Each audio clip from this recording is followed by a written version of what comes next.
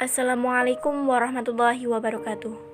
Perkenalkan, nama saya Laila Fajriatun Saharani dengan NIM 2017-10-10-66. Saya dari jurusan Bimbingan Konseling Islam Fakultas Dakwah UIN Saizu. Di sini saya akan memaparkan materi yang berjudul Metode Public Speaking dengan dosen Ibu Umi Halwati. Materi yang pertama yaitu pengertian public speaking. Menurut David Zaversky, public speaking adalah sebuah proses komunikasi berkelanjutan, di mana peran dan lambang terus berinteraksi di antara pembicara dan para pendengarnya.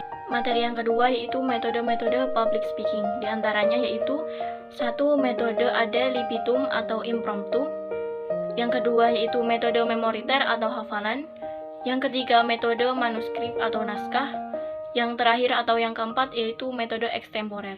Metode yang pertama yaitu metode ad libitum atau impromptu.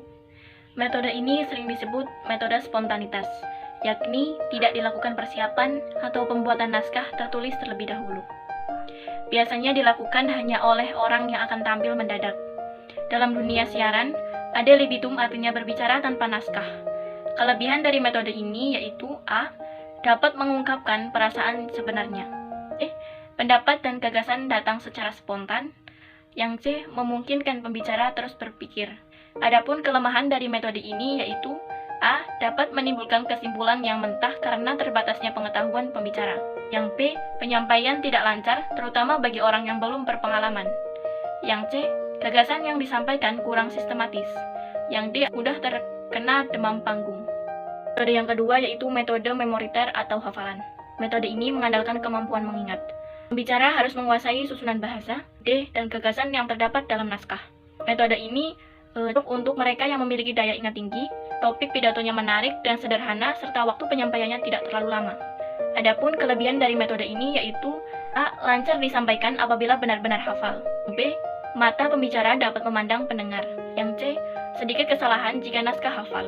Adapun kelemahan dari metode ini yaitu A. Pembicara cenderung berbicara cepat tanpa penghayatan. B. Kalau lupa salah satu materinya maka akan gagal.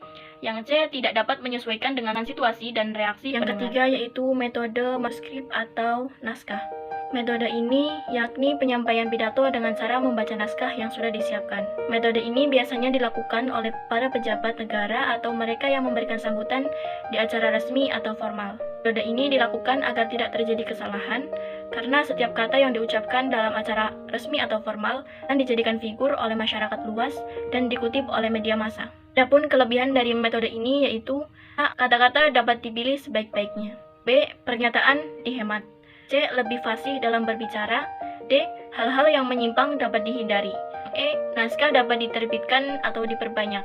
Kelemahan dari metode ini yaitu A. Interaksi dengan pendengar menjadi kurang. E. Pembicara terlihat kaku.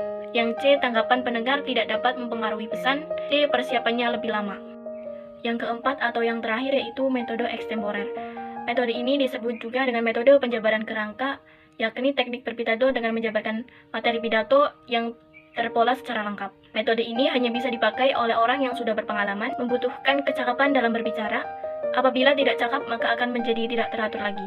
Ide dan gagasan yang sudah tersusun bisa menjadi kacau atau tak terarah lagi. Adapun kelebihan dari metode ini yaitu A. Komunikasi dengan pendengar lebih baik. Yang B. Pesan atau materi dapat diubah sesuai kebutuhan. Yang C. Penyajiannya lebih spontan. Kelemahan dari metode ini yaitu A. Terkesan kurang siap.